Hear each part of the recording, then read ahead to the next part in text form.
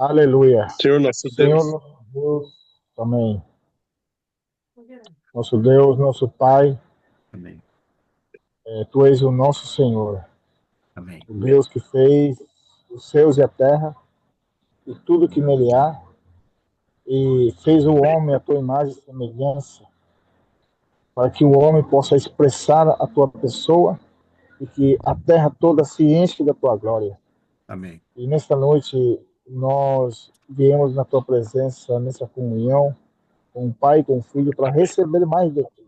Amém. Todos esses dias nós temos sido apacentados, pastoreados, temos sido cuidados aos teus olhos. Amém, E Senhor. nós te agradecemos, Senhor, por tanto amor, por tanta misericórdia. Muito Amém. mais te agradecemos pela tua palavra.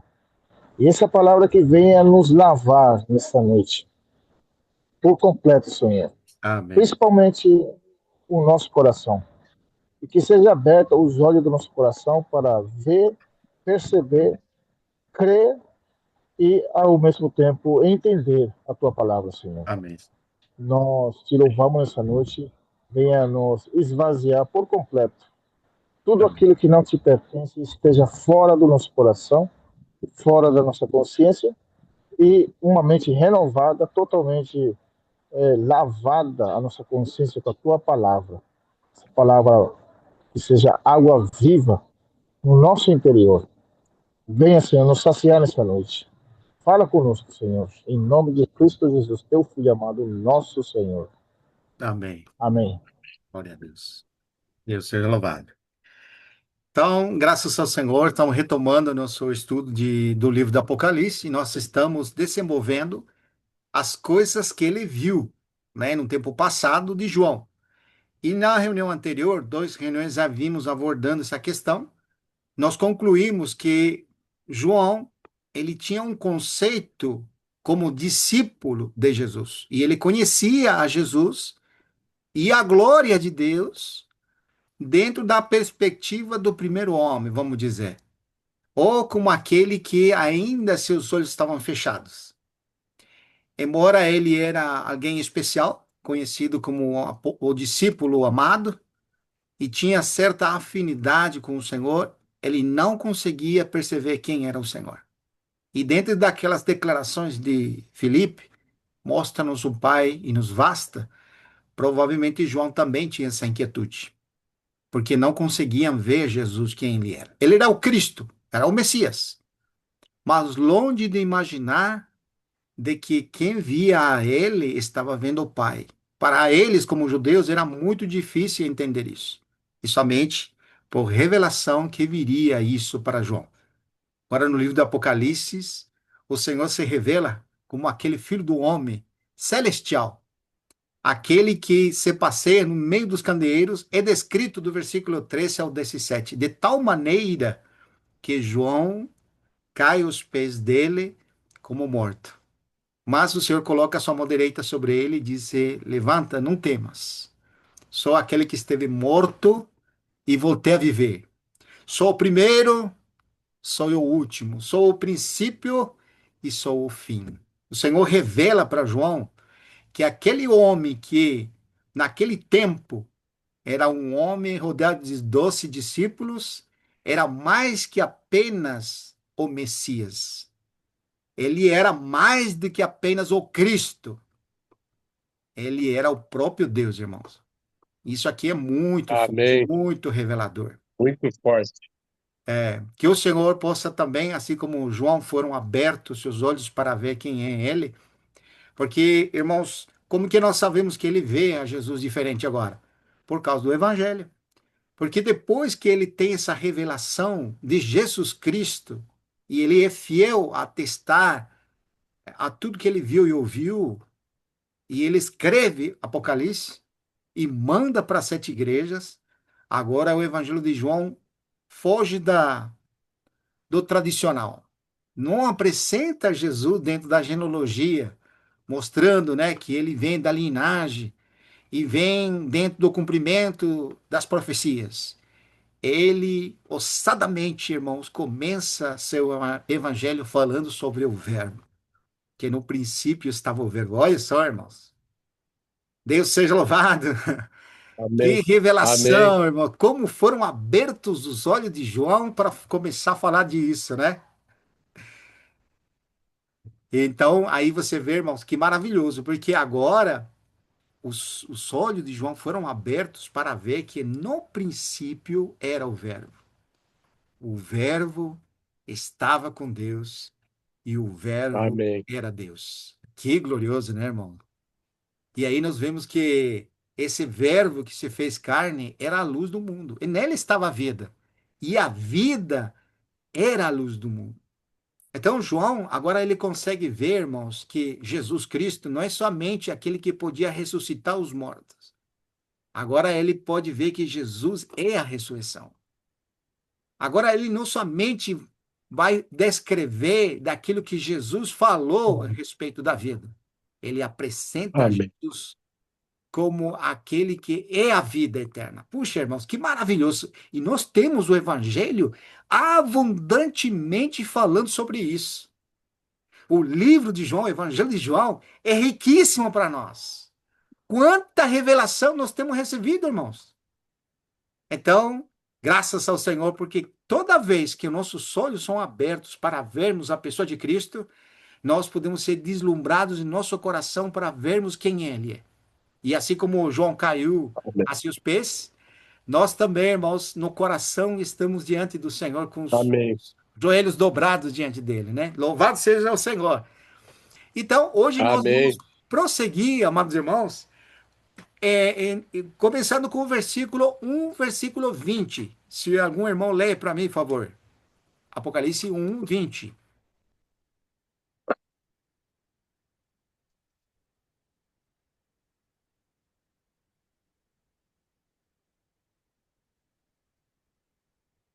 Pode ler, irmão. Pode ler? Pode, irmão.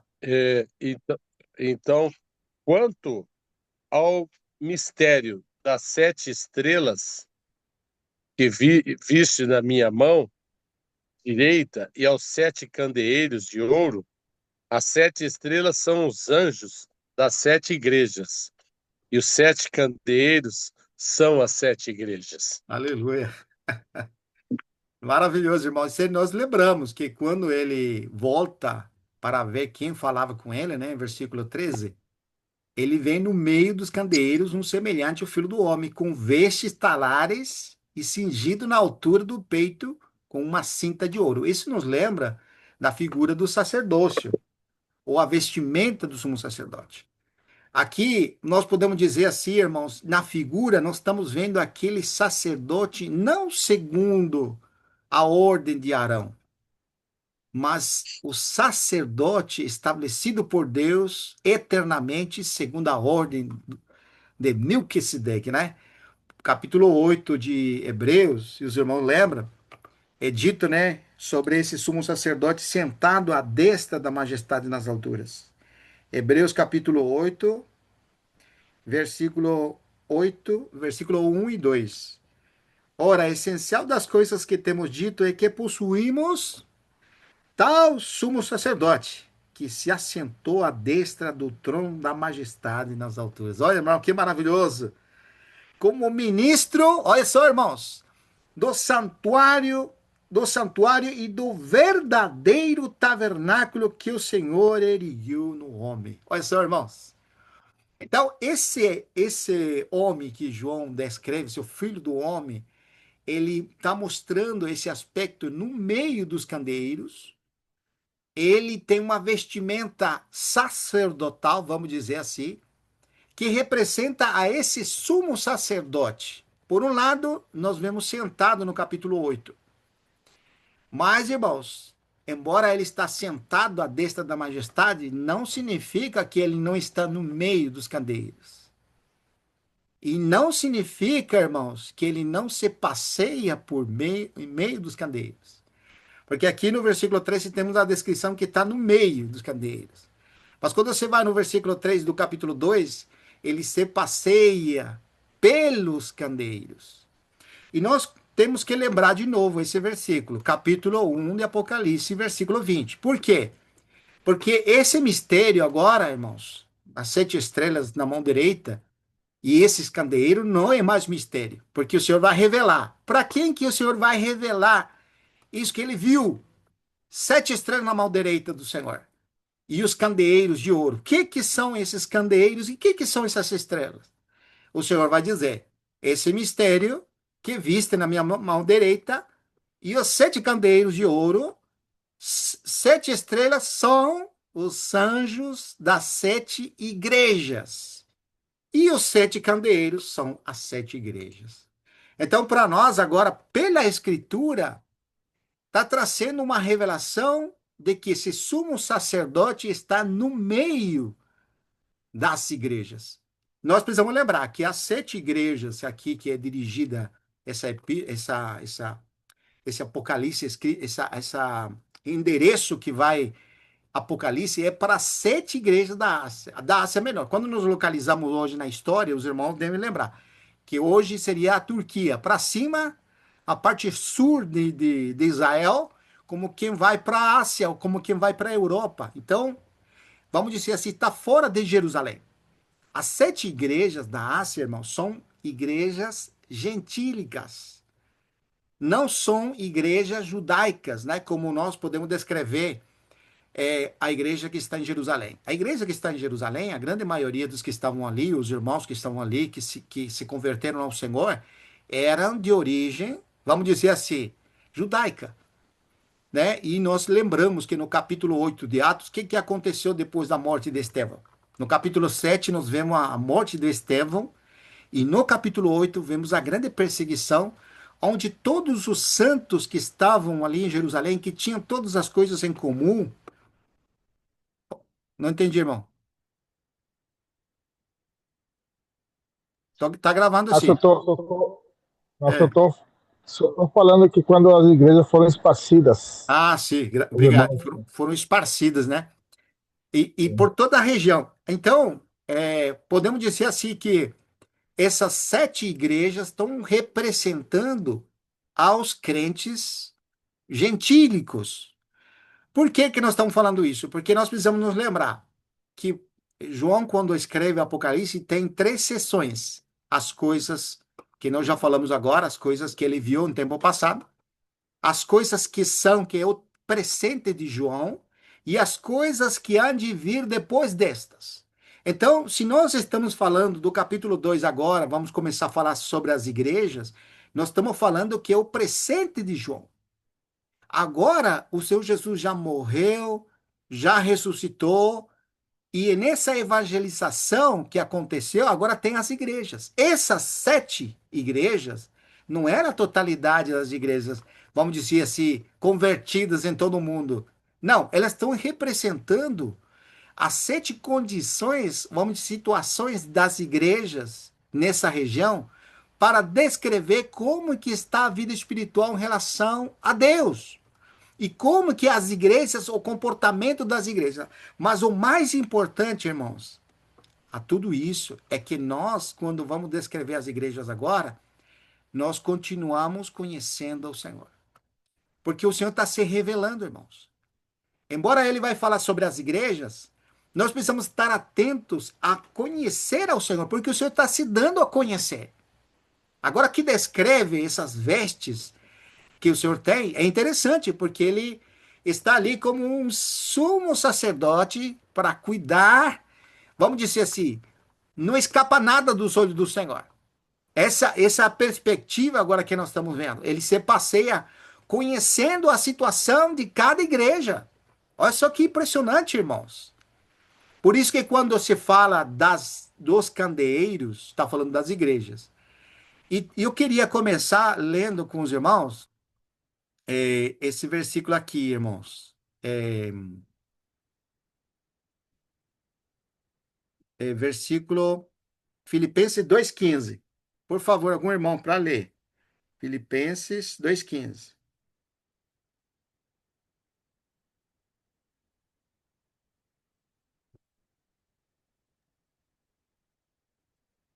Para que vos torneis irrepreensíveis e sinceros, filhos de Deus, inculpáveis, no meio de uma geração pervertida e corrupta, na qual resplandeceis como luzeiros do mundo. Você vê, irmãos, que quando você lê esse versículo, nunca pode deixar de ler o versículo 13. Porque é como se fosse que está ordenando para nós que nós tornemos isso. Mas o versículo 13 desse mesmo capítulo fala assim: porque Deus que efetua em vós tanto querer como realizar segundo a sua vontade. Lembrando que ele no 12, ele vai dizer para os santos, pelos amados, né? Que sempre obedeceram, que eles desenvolvam. Olha só como fala o versículo 12: assim, pois, amados meus, como sempre obedeceste, não só na minha presença, porém, muito mais, agora, na minha ausência, desenvolvei a vossa salvação. Como? Com temor e tremor. Olha só. Para que, agora entra o versículo 15, irmão. Olha só. Para que vos torneis irrepreensíveis e sinceros filhos de Deus, inculpáveis, no meio de uma geração pervertida e corrupta, na qual, olha só, irmãos, resplandeceis como luzeiros no mundo. E isso, irmãos, nos mostra que a igreja, ela, por que é comparado candeeiro aqui? Nós precisamos lembrar no Antigo Testamento, né? No Antigo Testamento, uma das, vamos dizer assim, pilares ou fundamentos da construção do tabernáculo era aquela candelabro, né? Lembra disso, irmãos? E a gente, para não, vamos se perder mais tempo, porque senão vamos perder muito tempo na linha, depois os irmãos procuram capítulo 27 de Êxodo, capítulo 25, vocês vão ver a maneira com que Deus estabeleceu aquilo para ser construído, né? Então tinha as normativas para fazer aquele candelabro, né? É muito importante lembrar, irmãos, que os sacerdotes tinham uma função de cuidar desses candelabros que não se apagassem.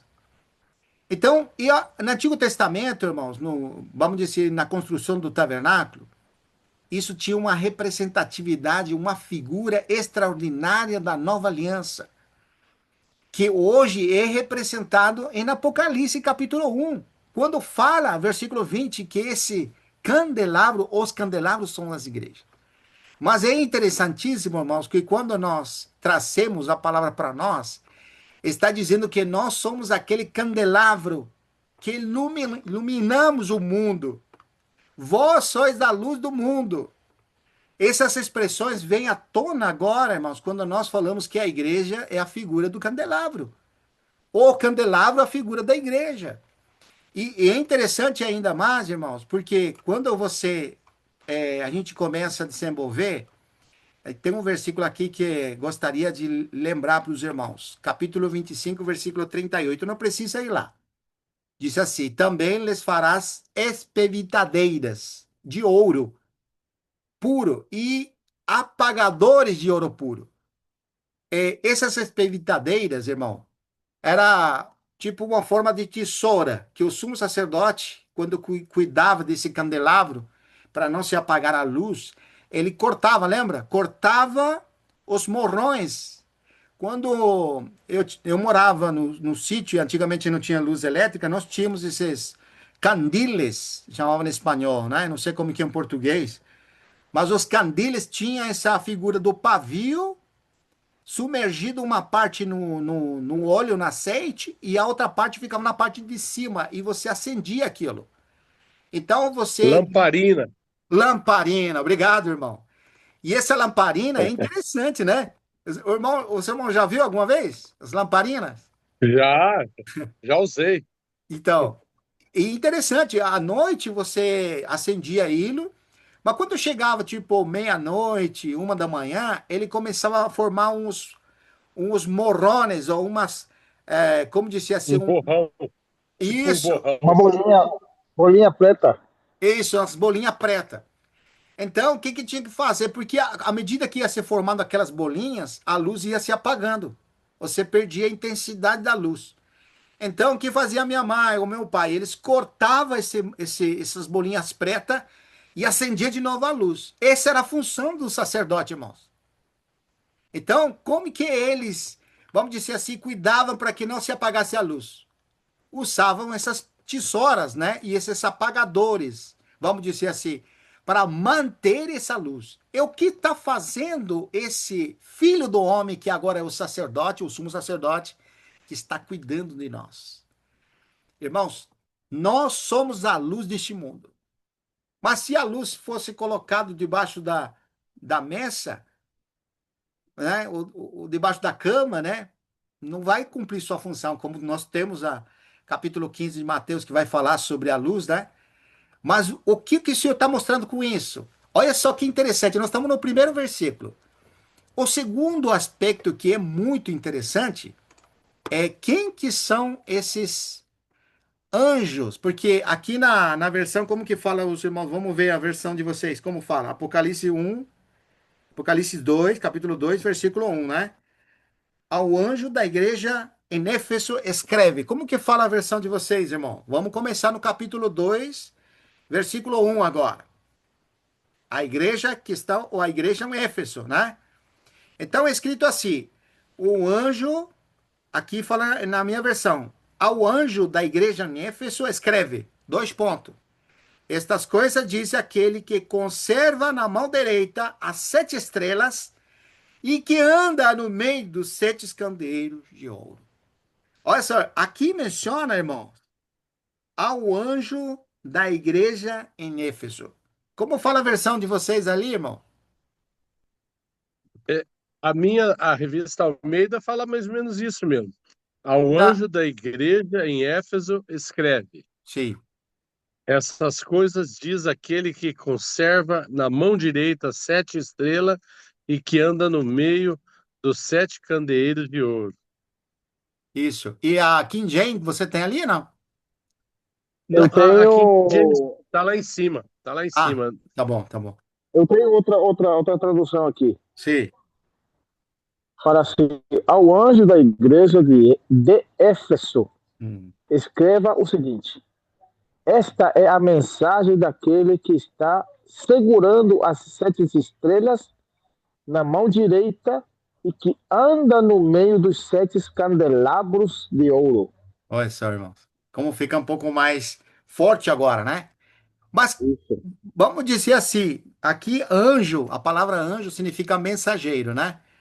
E quando nós lemos em singular, há muitas interpretações que os irmãos já provavelmente ouviram, dizem que é singular, que é uma pessoa. Então, João está escrevendo ao anjo, a uma pessoa da igreja em Éfeso. Você vê, É, se você está lendo assim, então nós estamos trazendo isso que isso foi escrito para o anjo, o mensageiro, vamos dizer assim, não é um anjo com asas, é um mensageiro da igreja em Éfeso, certo? Mas, irmãos, quanto prejuízo nós temos tido por causa disso? Por quê, irmãos? Porque toda vez que nós colocamos a individualidade a uma pessoa como representante para transmitir algo, então, que necessidade nós temos do Filho do Homem se passeando no meio? Se vai ser o anjo que vai fazer isso, o mensageiro que vai transmitir para as igrejas. Então, olha como que é. Vamos analisar ainda a palavra aqui. Olha que interessante, irmãos. Aqui no versículo. O que significa mensageiro, né? O que é aqui no artigo definido grego, tanto anjo ou mensageiro, né? Enquanto a palavra eclesia, que é igreja, aparece no artigo definido de ao, mas também dá, pode ser aplicado dá. Isso mostra que não está falando a qualquer mensageiro, mas do mensageiro da igreja em cada cidade. A gente fala assim, né? Como disse assim, a singularidade de uma pessoa. Nós estamos dizendo isso. Mas o problema, irmão, disso, amados irmãos, em relação a isso, o quanto prejuízo tem trazido esse tipo de conceito. Por quê, irmãos? O termo anjo significa mensageiro, mas é interpretado como um ungido especial acima da comunidade. Como dizia assim, o responsável. é como um. Aí, irmão, é isso aí, um irmão responsável, um ancião. alguém especial que vai receber para transmitir. Então, é como dizia assim: existe uma classe superior de apóstolos exclusivos ou profetas infalíveis. Isso contradiz totalmente o ensino do Senhor. Por exemplo, quando você vai a Mateus 23, vamos lá, irmãos, que é importante isso aqui. Mateus 23, versículo 8 e 10. Olha o que diz lá, irmãos. Mateus 23, versículo 8 e 10.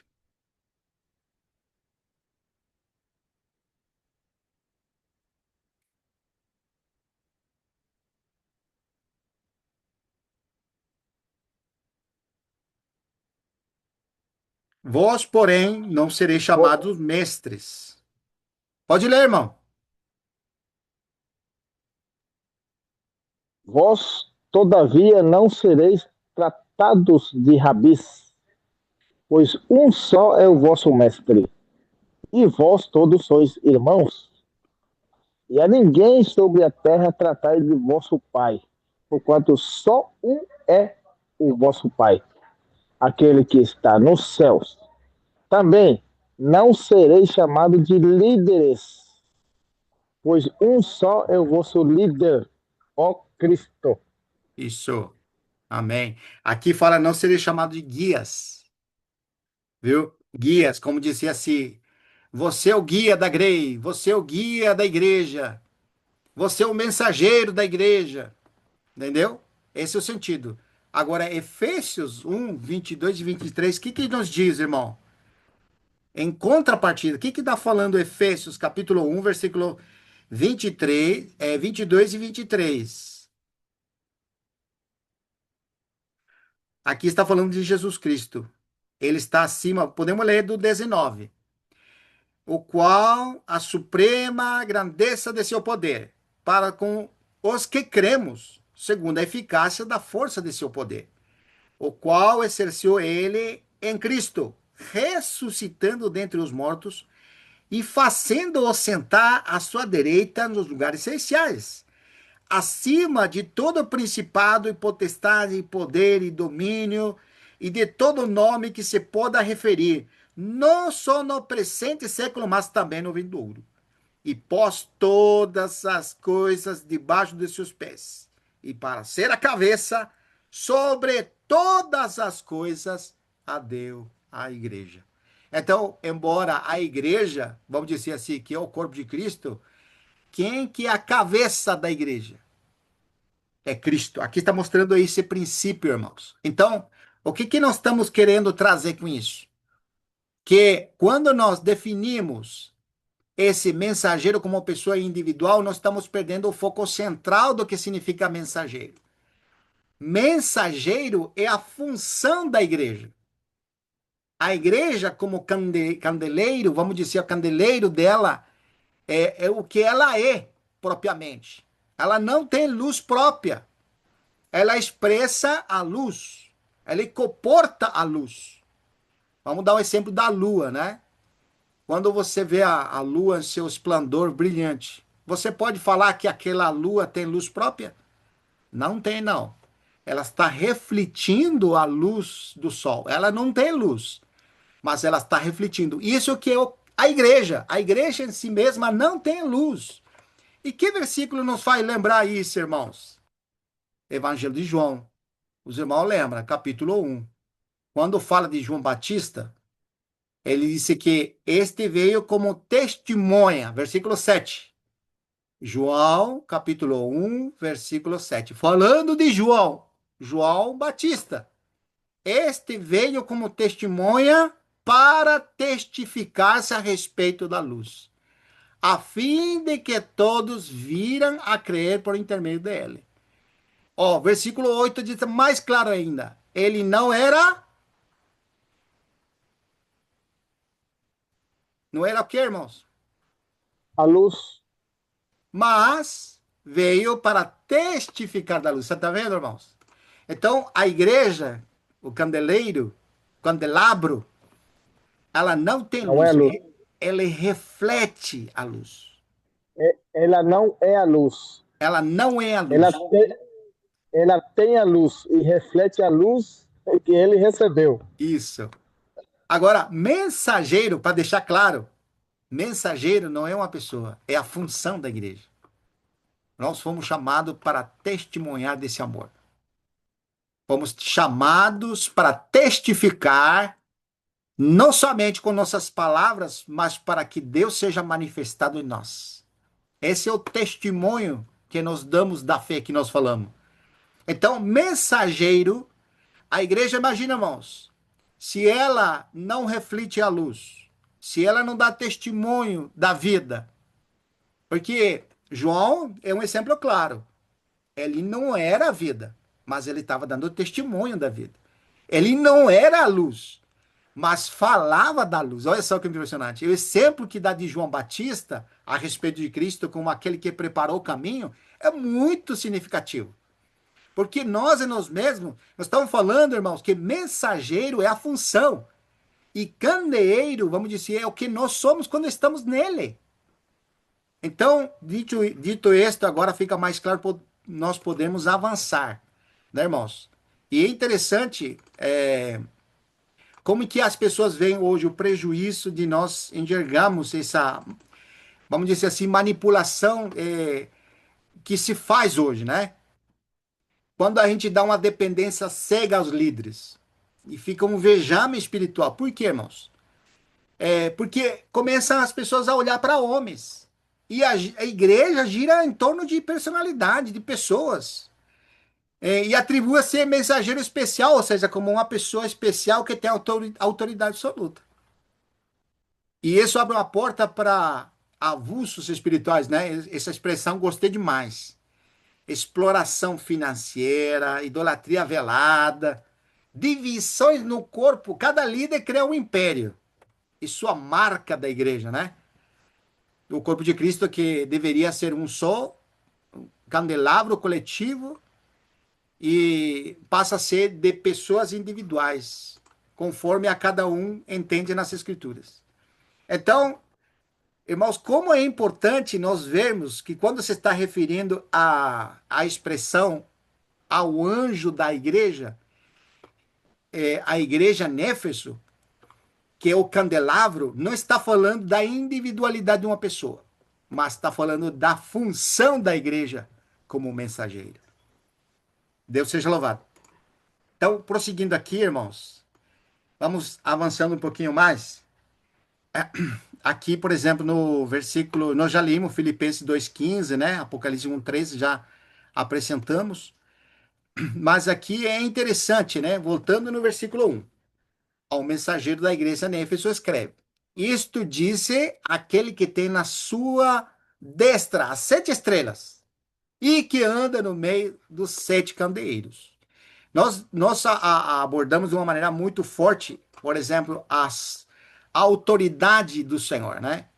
E diante dele nada se oculta. Hebreus 4,13. Tudo está patente diante dele. Salmos 139, versículo 1 e 2. Deus sonda e conhece cada um de nós. Então, isso aqui, irmãos, é importante nós vermos que o Senhor conhece tudo, não escapa nada do Senhor. Versículo 2 agora. Vamos ler o versículo 2 de Apocalipse, então. Capítulo 2, versículo 2.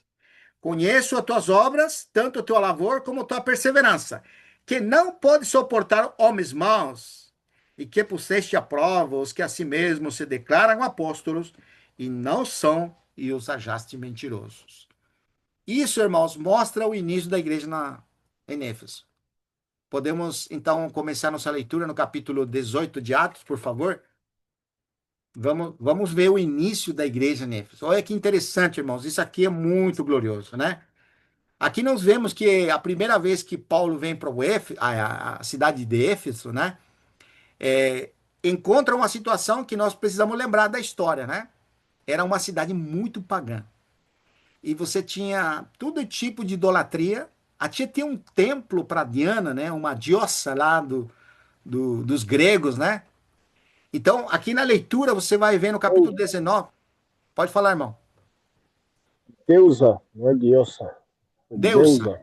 Como? Deusa. Deusa. Deusa. Deusa Diana. Diana, não era Diana? Isso. Isso mesmo. Obrigado, irmão. Então, como é que nós precisamos nos localizar? Nós estamos falando da cidade de Éfeso. E o início, como foi o início da conversão dos santos que vivem em Éfeso?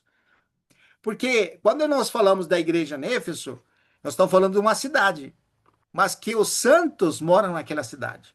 Então, capítulo 18 nos mostra claramente, versículo 19, né? Aqui no versículo 19, capítulo 18, versículo 19, diz que chegaram a Éfeso, onde os deixou. Então, Paulo, ele estava de viagem, nessa segunda viagem missionária, e ele vinha com Áquila e Priscila, ou Priscila e Áquila. E quando ele chega a Éfeso, o que ele faz? Ele vai deixar eles dois ali e ele continua com a viagem. Então, ali começa, irmãos, é interessante. Então, aqui você tem versículo 24, né? Quando aparece o personagem Apolo, né? Apolo era de lá. E se os irmãos quiserem ler até o 28, por favor, irmão, algum irmão para ler. Capítulo 18, versículo 24 ao 28. Atos, capítulo 18, versículo 24 ao 28. É, terceira viagem missionária de Apolo em Éfeso. Nesse meio, chegou a Éfeso um judeu natural de Alexandria, chamado Apolo, homem eloquente e poderoso nas Escrituras. Era ele instruído no caminho do Senhor e, sendo fervoroso de espírito, falava, ensinava com precisão a respeito de Jesus, conhecendo apenas o batismo de João. Ele, pois, começou a falar ousadamente na sinagoga. Ouvindo, porém, Priscila e Áquila, tomaram-no consigo e com mais exatidão lhe expuseram o caminho de Deus. Querendo ele percorrer a Acaia, animaram-nos os irmãos a escreveram aos discípulos para receberem. Tendo chegado, auxiliou muitos aqueles mediante a graça que haviam crido, porque com grande poder convencia publicamente os judeus, provando por meio das escrituras que é Jesus. Amém. Então, podemos dizer que eu começo ali, e ainda não entra em ação o apóstolo Paulo aqui, né? Mas o início ali com Apolo já é interessante, irmão, porque começa essa escritura a ser o fundamento. Então, o início da igreja em Éfeso é com as escrituras. Ele começa com a palavra de Deus, trazendo, vamos dizer assim, desvendando, tirando os velos. Apolo era eloquente, conhecia só o batismo de João, mas agora, através de Áquila e Priscila, que eram os cooperadores de Paulo, são ajudados, né? Ou ajuda aquele Apolo. Tudo isso é no cenário aonde? Na igreja de Éfeso. Vamos dizer assim, então começa, né? Agora olha o capítulo 19, irmão, enquanto versículo 1 em adiante, por favor. Vamos na leitura.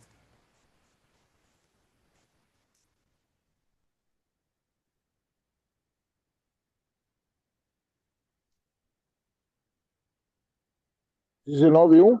Sim. Em adiante, pode ler. Aconteceu que, estando Apolo em Corinto, Paulo, tendo passado pelas regiões mais altas, chegou a Éfeso e achando ali alguns discípulos, perguntou-lhes: Recebestes porventura o Espírito Santo quando crestes? Ao que lhe responderam: Pelo contrário, nem mesmo ouvimos que existe o Espírito Santo. Então Paulo perguntou: Em que, pois, fostes batizados? Responderam: No batismo de João. Disseram-lhes Paulo: João realizou o batismo de arrependimento, dizendo ao povo que cresce naquele que vinha depois dele, a saber, em Jesus. Ele tendo ouvido isto, foram eles, tendo ouvido isto, foram batizados em nome do Senhor Jesus. E impondo-lhes as mãos, Paulo, ou seja, e impondo-lhes Paulo as mãos, veio sobre eles o Espírito Santo, e tanto falavam em línguas como profetizavam. Era ao todo uns 12 homens. Isso, irmão. Durante 3 meses, amém. Tá bom, obrigado, irmão. Você vê, irmãos, Bom, aqui você vê a ação de Paulo lá. Então, como que o evangelho está se propagando agora? Não somente com as escrituras, mas também com o quê? Com o poder do Espírito Santo, né? Vamos dizer assim, né?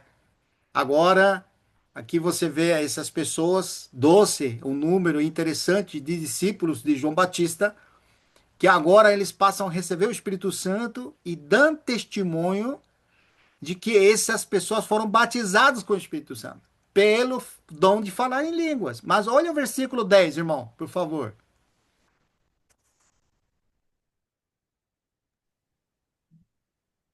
Durou isto por espaço de 2 anos, dando ensejo a que todos os habitantes da Ásia ouvisse a palavra do Senhor, tanto judeus como gregos. Olha isso, irmãos. Então podemos dizer assim que a influência de Éfeso, a partir do ponto de partida de Éfeso, a igreja em Éfeso, podemos dizer que a região da Ásia conheceu o evangelho. Ou seja, surgiram as igrejas a partir da pregação do que estava acontecendo, do testemunho do Senhor em Éfeso, com os crentes. Nós precisamos lembrar que Paulo, quando entrava numa cidade, onde que ele ia sempre? Ele ia na Ele sinagoga. ia na sinagoga. Mas ele foi lá em Éfeso 3 meses, ele tentou ajudar, mas não conseguiu. Então o que que ele fez? Pegou os discípulos, aquelas pessoas que estavam crendo, e ele saiu daquele ambiente religioso judaico, né, que era só briga, vamos dizer assim, e os levou num ambiente onde ele podia ter liberdade de levar a palavra, que é a escola de Tirano, que todo mundo lembra disso, né? Tirano aqui é uma pessoa, não é tirano propriamente, né? Tirano não sabe o que que é, né? Sim, Tirano é o nome dele, sim. e a escola era dele. Então ele tinha liberdade, e ali por um laço de 2 anos, como fala aqui o versículo, né? 2 anos de tal maneira que todos os habitantes da Ásia, olha só, irmãos, a influência do evangelho e começo da igreja em Éfeso. Irmãos, isso aqui é interessante porque nós estamos lendo, nós estamos nos localizando com o versículo 2, né? Conheço as tuas obras. Então, essas obras, vamos dizer assim, iniciais da igreja em Éfeso foram muito marcantes, irmãos. Porque o evangelho se propagou através deles. E olha só o que acontece aqui na leitura do 19 ainda. Nós precisamos lembrar, capítulo 19, versículo 11. Não vamos ler os exorcistas ambulantes. Os irmãos lembram, né? Então aqui tem tanta influência, teve o evangelho naquela região, que esses exorcistas, eles se atreveram a falar assim, não, tá acontecendo coisa boa aqui, vamos aproveitar e vamos expulsar os demônios, né? Que eram os filhos de Zebedeu aqui, 7 filhos daí. Então você vê, esse quadro ali, que aconteceu, que todos os irmãos lembram, que eles tentaram expulsar o demônio e o demônio falou, né? A Paulo conhecemos. Porque eles dizeram assim, te expulsamos no nome de Jesus que Paulo prega. Você vê, esses exorcistas ambulantes, eles encontraram uma, como dizer, uma fórmula para expulsar demônios, mas não estavam convertidos ao Senhor. Então, quem que expulsa os demônios? É uma fórmula, uma palavra-chave para expulsar demônios? Ou é uma pessoa que está na fé que pode acontecer isso? E de fato, de verdade, nós vemos aqui que eles não estavam na fé. Que eles simplesmente estavam imitando algo para ter resultados. E como consequência, o demônio que estava, o endemoniado ali, o demônio, ele pegou todos, rasgou as roupas deles e deu uma surra em todos eles e eles saíram despavorizados, né? Vamos dizer assim, saíram escandalizados. Mas, olha que fala o versículo 18, irmão. Não, versículo 17 do capítulo 19. Olha só, irmãos. O que aconteceu? Chegou esse fato ao conhecimento de todos, assim, judeus como gregos, habitantes de Éfeso veio temor sobre todos eles, e o nome do Senhor Jesus era engrandecido. Olha. Muito, muito do que escreveram vieram confessando e Aí, denunciando publicamente as suas próprias obras. que coisa, né, Ah, irmão? e também aqui, irmão, ó, também É, muitos que haviam praticado artes mágicas isso. reuniram seus livros e queimaram diante de todos, calculando seus preços, achou-se que montava 50.000 denários. Assim a palavra do Senhor crescia e prevalecia poderosamente. Aí, irmãos. Você vê que o comum denominador aqui é que a palavra de Deus crescia e o temor vinha. O que que nos faz lembrar Amém. isso em contraste? Não é o começo da igreja em Jerusalém? Não era a mesma coisa que estava acontecendo aqui? Lá em Sim. Israel, quando começou Jerusalém, começou assim também. A palavra de Deus se propagava e vinha o temor no coração dos habitantes lá, irmãos. E não somente os que eram membros da igreja, senão que toda a cidade havia o temor de Deus. Olha o que estava acontecendo a mesma coisa, irmãos. Por tudo que estava acontecendo ali, o começo da igreja foi extraordinária. Mas, o que aconteceu? Agora vai vir a prova, né? Aí nós precisamos lembrar que os ourives, né? Você sabe que é a função de ourives, né?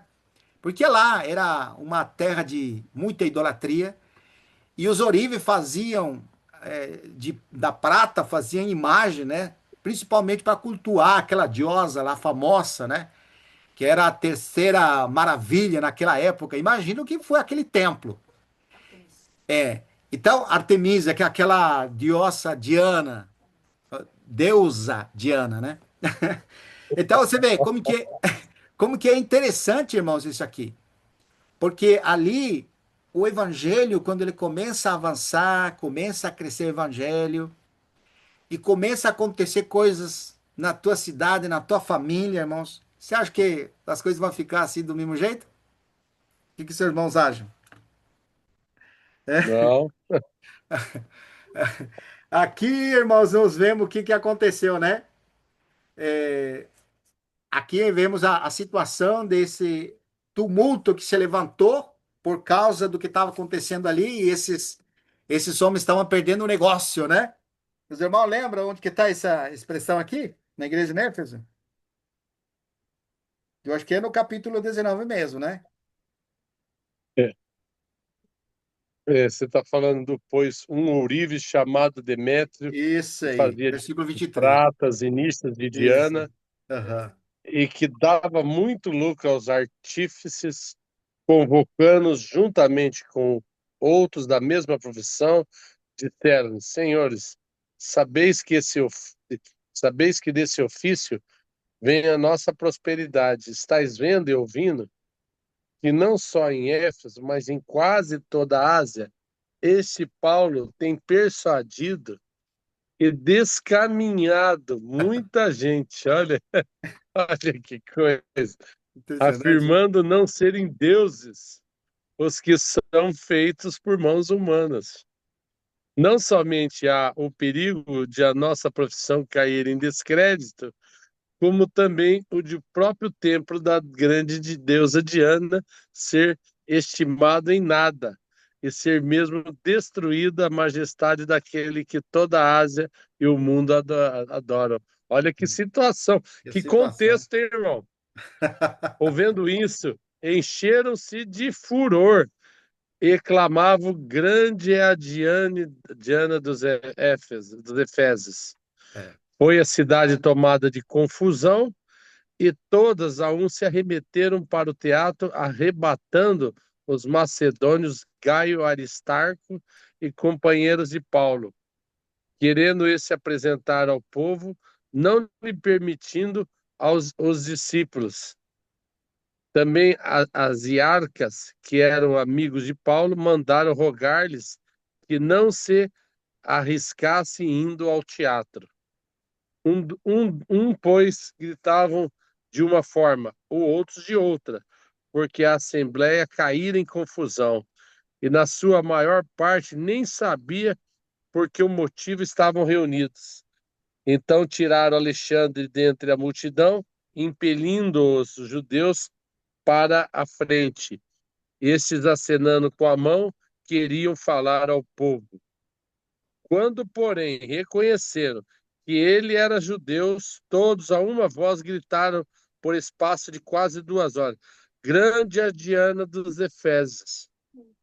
O escrivão da cidade, tendo apaziguado o povo, de senhores, Efésios, quem porventura não sabe que a cidade de Efésio é guardiã do templo da grande Diana e da imagem que caiu de Júpiter? Ora, não podendo isso ser contrariado, convém que vos mantenhais calmos e nada façais precipitadamente, porque esses homens que aqui trouxeram não são sacrílegos, nem blasfemam contra a nossa deusa. Portanto, se Demétrio e os artífices que acompanham têm alguma queixa com alguém, a audiência e procônsules que se acuse uns aos outros. Mas de alguma forma, outra coisa pleiteais será decidida em assembleia, porque também corremos perigo de que hoje sejamos acusados de sedição, não havendo motivo algum que possamos alegar para justificar esse ajuntamento, e, havendo dito isso, dissolveu a Assembleia. Aí. Obrigado, irmão. Que Você vê, clima irmão, como... pesado, que esfera que estava a Éfeso, hein? Pois é, irmão, você vê os começos, né? Vamos dizer assim, o que causou aquele tumulto, né? O desespero da... É a mesma coisa que aconteceu lá na terra dos ganadeiros, lembra? Quando o Senhor Jesus foi, Sim, passou uma embarcação e tinha um endemoniado lá? E aquele sim. endemoniado terminou precipitando aquele... Depois que saiu daquele... Gadareno. Como? Gadareno. Gadareno. No espanhol é ganadeiros, não é?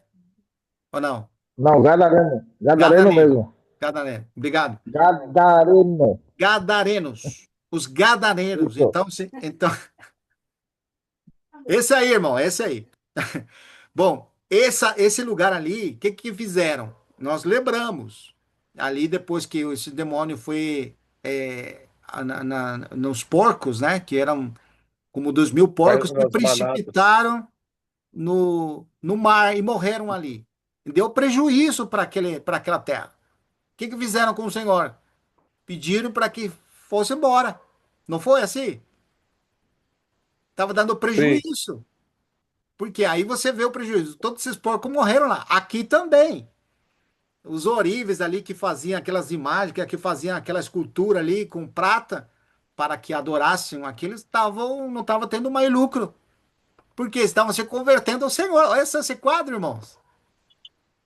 Não é extraordinário? Então, extraordinário. conheço as tuas obras. Podemos dizer assim, irmãos, que maravilhosas as obras dele, né? Vamos dizer assim. Olha só que impressionante. Por um lado, irmãos, nós precisamos lembrar que essa é a trajetória. Mas o que aconteceu com Paulo? Capítulo 20, versículo 1. Olha só. Depois desse acontecimento, ele convocou os irmãos e se despediu, foi para Macedônia. E de lá de Macedônia, ele chama os presbíteros. Isso significa que nesses 2 anos foram estabelecidos os irmãos, a igreja, né, irmãos? É impressionante isso aqui. E lá ele vai fazer uma exortação para a igreja em Éfeso. Capítulo 20, né? Versículo 26. Olha só, irmãos. Ó, ele está dizendo aqui no versículo 25: se agora que não nos tornais a ver a minha face, todos vós, por entre as quais andei pregando o reino de Deus. Ele está falando com eles. E o que ele fez durante esses 3 anos lá em Éfeso? O que que ele fez? Sei agora que nos tornarei a ver-vos. Vou ler essa versão que é melhor aqui. Apocalipse 19, 25. Atos, perdão. Atos 19. Vou ler essa Vem versão cá, aqui que é melhor. Cabana, vem cá. 25. Convocando juntamente com outros da mesma. É, 18, 20, né? 20, perdão. 20, 25. 20, 25. Agora sei que todos vós, em cujo meio passei pregando o reino, não vereis mais meu rosto. Portanto, eu vos protesto no dia de hoje que estou limpo do sangue de todos. porque jamais deixei de vos anunciar todo o desígnio de Deus. Então, aqui nós temos provas evidentes, irmãos, que a igreja em Éfeso, através de tudo que tinha Paulo feito e o testemunho do que Deus tenha feito na cidade, não teve nada que não deixou claro, vamos dizer assim. Então, a igreja, ela estava na sua funcionalidade total, tranquila, com a palavra de Deus. Paulo, através do seu ministério, deixou estabelecida a igreja em Éfeso. E isso que está mostrando aqui no versículo 27. Porque jamais deixei de vos anunciar todo o desígnio de Deus. Atendei por vós e por todo o rebanho sobre o qual o Espírito Santo vos constituiu bispos, para pastoreardes a igreja de Deus, a qual ele comprou com seu próprio sangue. Versículo 29. Eu sei que depois da minha partida, entre vós penetrarão lobos vorazes, que não pouparão o rebanho. E que dentre vós mesmos se levantarão homens falando coisas pervertidas, para arrastar discípulos atrás deles. Portanto, vigiar e lembrando-vos que, por 3 anos, noite e dia, não cessei de amoestar-nos com lágrimas a cada um. Agora, pois, encomendo-vos ao Senhor e a palavra de sua graça, que tem poder para vos edificar e dar herança entre todos que são santificados. Então, esse é o começo da igreja em Éfeso. Voltando agora a Apocalipse 2, irmão, que o tempo foi embora.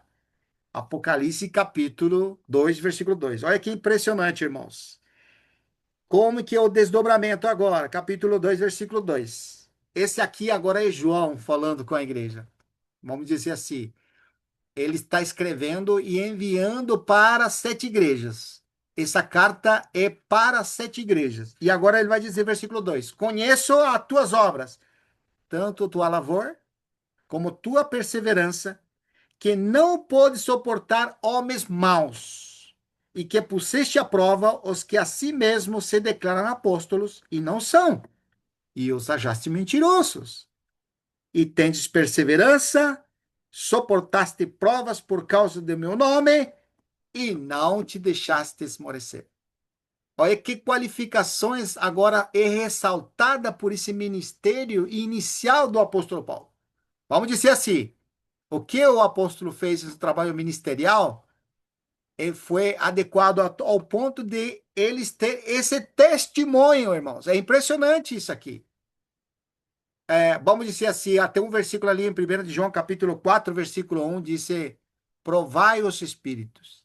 Então, o que fazia a igreja em Éfeso? Eles provavam aqueles que se deciam ser apóstolos, e eles achavam mentiroso, porque eles estavam provando os espíritos.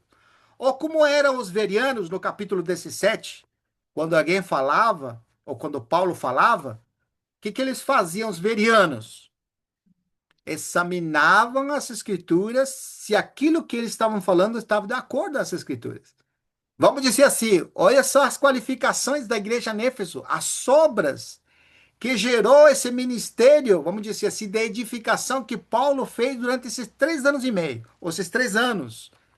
Olha só, irmãos, como que é interessante, 1 Tessalonicenses 1:3.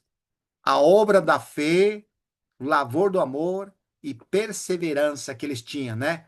Vamos dizer assim, a igreja em Éfeso estava nessas qualificações. Versículo 3 agora.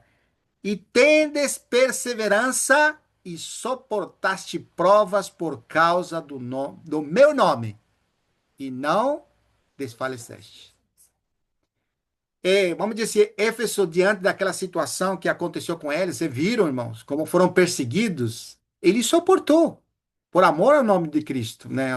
Por amor ao nome do Senhor. E eles manifestaram fidelidade, firmeza, né? Vamos dizer assim, nesse momento que eles estavam passando por essas perseguições, ou essa pressão que receberam por causa da própria cidade pagã, e tudo que significava morar naquela cidade, porque nós precisamos lembrar, era uma cidade pagã, irmãos, e que cultuavam deuses e tinham práticas imorais que ia contra a fé. Mas esses irmãos mostraram-se fiéis ou suportaram as provações, né?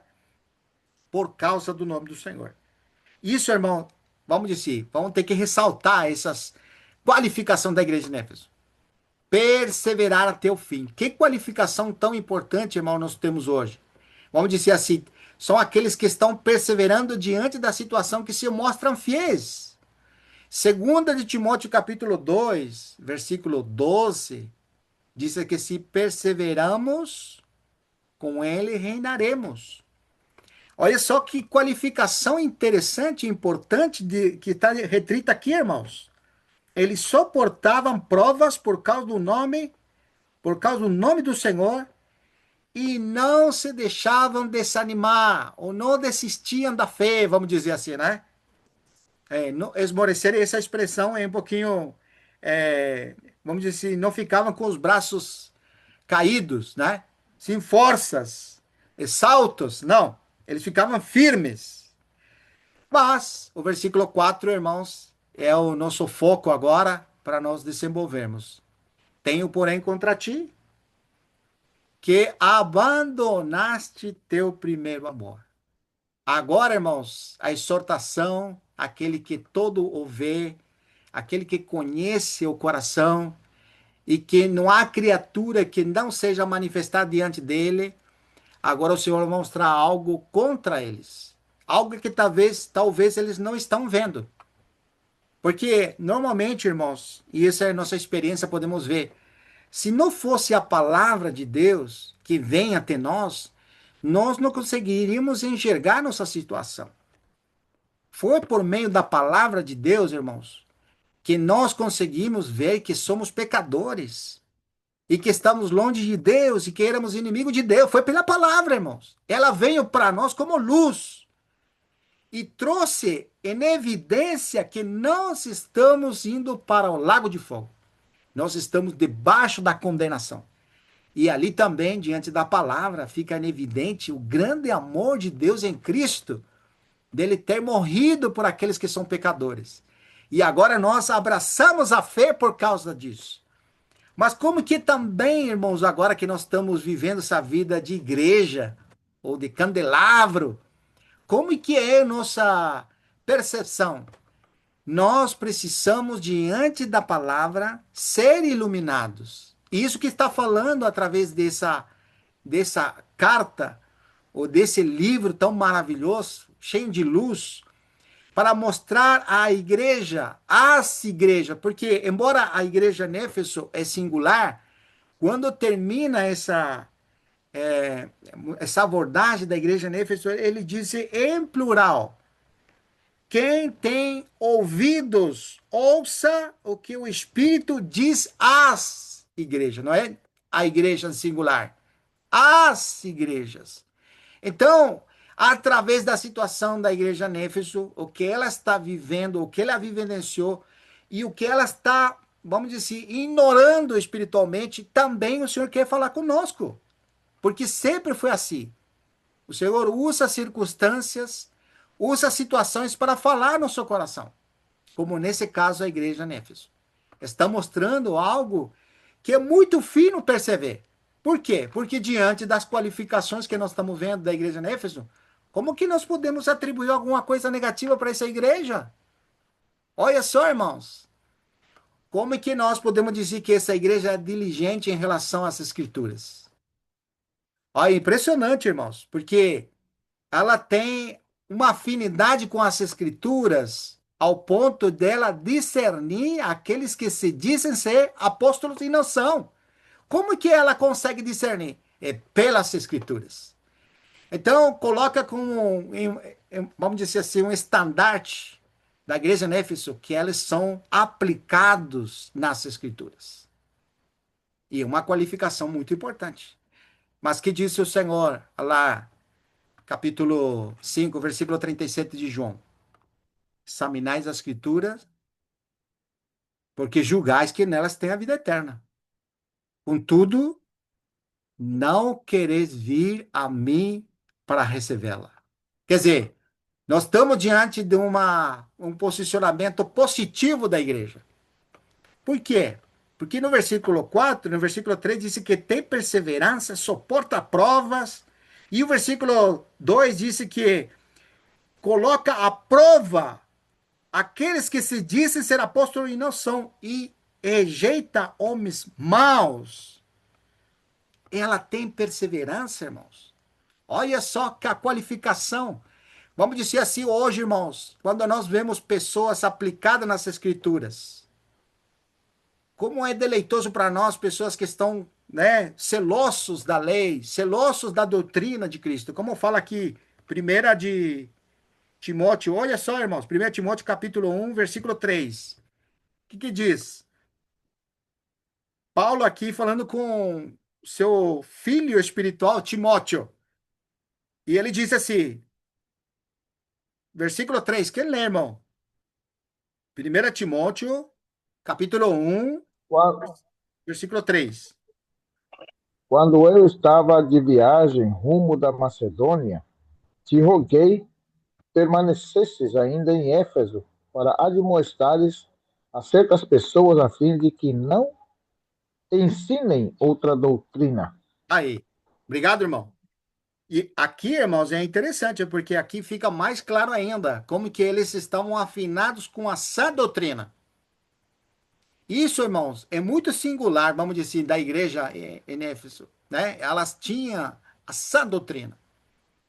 E elas, vamos dizer assim, não ultrapassavam o que está escrito. Não é uma qualificação linda? Não é a ponderação maravilhosa? Mas, no versículo 4, o Senhor vai trazer uma questão. Tenho, porém, contra ti que abandonaste o teu primeiro amor. Olha só, irmãos, é impressionante isso aqui. Porque, então, irmãos, esse selo e essa, vamos dizer assim, essa afinidade com as escrituras pode ser como se um blindagem para alguém não incorrer nisso. Isso aqui nos mostra, irmãos, que por um lado você pode ter esse selo pelas escrituras e você ser alguém que examina os outros quando estão falando e você não ultrapassa o que está escrito. Mas para a igreja em Éfeso é dito que o Senhor tinha algo contra ela. Puxa, como nós precisamos, irmãos.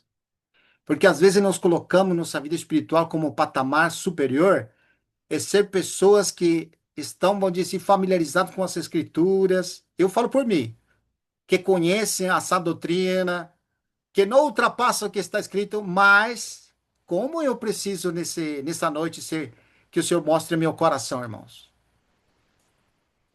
Porque aqui, irmãos, nós vamos entrar numa questão muito importante que não vai dar tempo de nós desenvolvermos claramente.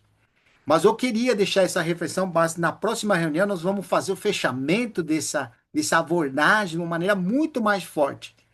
Porque o que significa, então, abandonar o primeiro amor? Se aqui a pessoa tem, vamos dizer assim, um envolvimento muito forte com a palavra de Deus, um selo, tem perseverança, suporta. No entanto, para ela é cobrado isso, irmãos. O que significa, então, agora abandonar o primeiro amor? Irmãos, isso aqui é impressionante, irmãos. Agora eu vou compartilhar com você rapidinho por causa do tempo, né? Irmãos, o primeiro amor não é emoção. Porque nós, às vezes, trazemos a palavra amor dentro da esfera sentimental. É como disse assim, eu, no início, eu escutei muitos irmãos falando, né? No início eu estava apaixonado pelo Senhor. Essa expressão, né? E que agora, ao passar os anos, eu não tenho mais aquela paixão, né? Então, traz a figura do casamento. A maioria dos irmãos fala assim, é a mesma coisa quando aquele casal, eles namoravam, eles estavam curtindo o casamento, e eles estavam apaixonados uns aos outros, um ao outro, um pelo outro. Mas, ao transcorrer os anos, eles vão perdendo esfriaram aquele amor um para com o outro. Então a gente que faz? Traz essa figura para dizer que ele perdeu o primeiro amor. Então volta às obras, às primeiras obras, ou volta aquelas obras de amor. Irmãos, que coisa impressionante, irmãos. Porque o amor, quando nós falamos de amor, em primeiro lugar, nós precisamos lembrar: Deus é amor, é uma pessoa. Então, partindo disso, que Deus é amor, nós precisamos nos trazer a expressão que o Senhor Jesus falou: eu e o Pai somos um. E o Senhor no capítulo, Deus vai falar no capítulo 3 de João, versículo 35, o Pai ama ao Filho e tem confiado todas as coisas a Ele. Mas olha como fala, irmãos, capítulo 15 de João, versículo 10.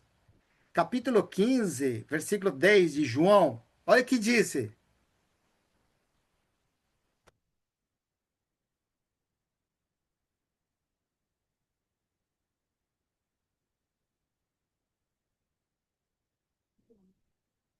Pode ler, irmão Mauri. Se guardardes os meus mandamentos, permanecereis no meu amor, assim como também eu tenho guardado os mandamentos de meu Pai, e no seu amor permaneço. Amém. Olha, irmão, o conceito de amor como está mudando agora. O Senhor falou: se guardares os meus mandamentos, permanecereis no meu amor. Amor.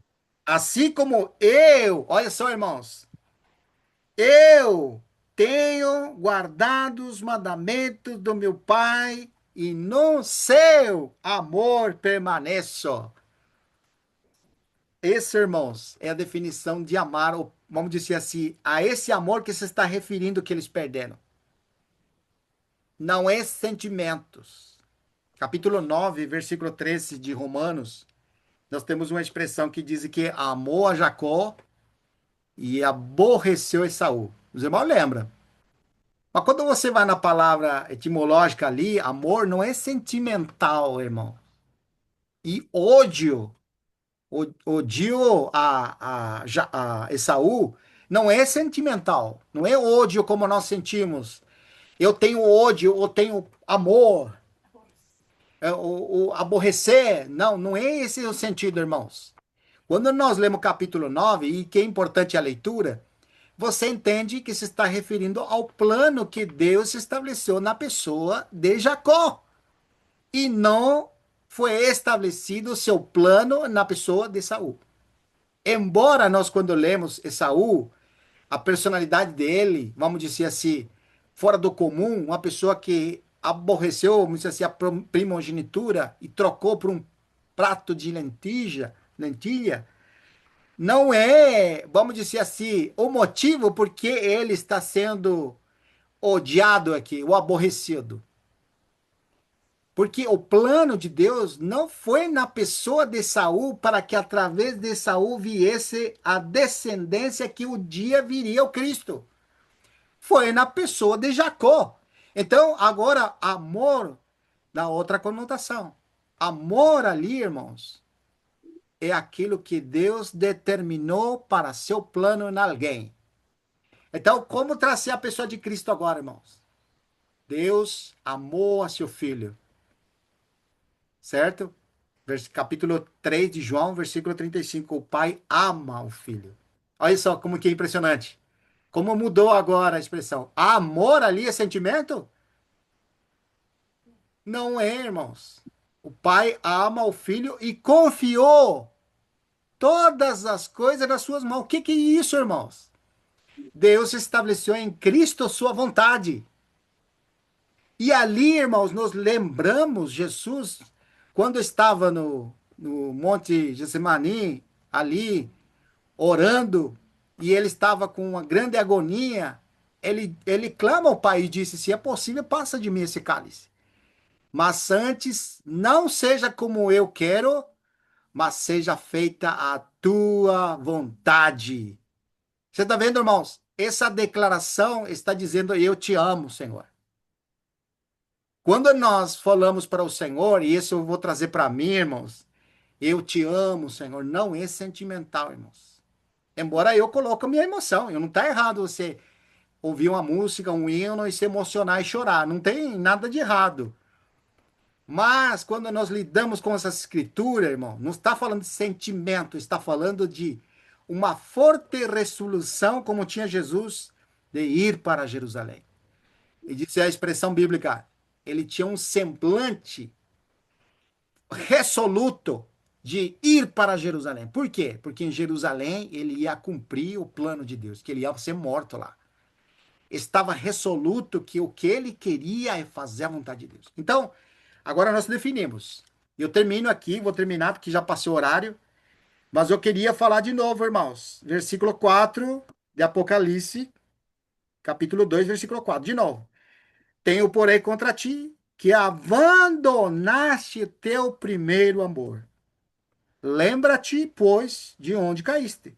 Arrepende-te e volta à prática das primeiras obras. E se não, venho a ti e moverei seu lugar, ou o seu lugar a teu candeeiro, caso não te arrependas.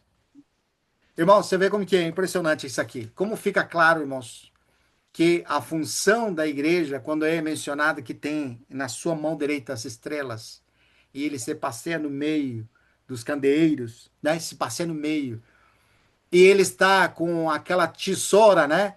Cortando aquelas bolinhas pretas que vão ofuscando a luz, ele vai limpando para que dê mais luz. Qual que é o propósito, irmãos, de nós hoje estarmos em Cristo e sermos a igreja? Por um lado, irmãos, nós somos aqueles mensageiros que, através de nossa experiência, de nós termos, estarmos nele e ele estar em nós, somos mensageiros dessa reconciliação. Como diz em 2 Coríntios capítulo 5, somos embaixadores de Cristo. Como se por nosso intermédio rogasse as pessoas que se reconciliem com Deus. Ele nos deu o ministério da reconciliação. Olha, irmãos, que maravilhoso, irmãos. Nós vemos que essa função que é em Cristo foi nos otorgada, não porque por nós mesmos sejamos capazes, como se partisse de nós, mas nossa suficiência vem de Deus, o qual nos habilita para sermos mensageiros e para sermos luz no meio do mundo. Mas, irmãos, se nós não estamos permanecendo nele e ele permanecendo em nós, atentando para aquilo que fomos chamados, irmãos, de que adianta o sal se tornar insípida, irmãos? Somos a sal da terra, mas se nossa sal se torna insípida, não tem mais sabor, para que ela serve, irmãos?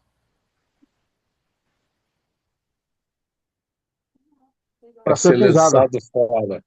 Olha só, irmãos. Agora, o candelabro, o candeeiro, ela é para dar luz, né? Mas se ela não está dando luz, irmão, o que o senhor vai fazer? Vai remover o candeleiro, ué. Candeeiro, né? Vai remover. Você está vendo, irmãos?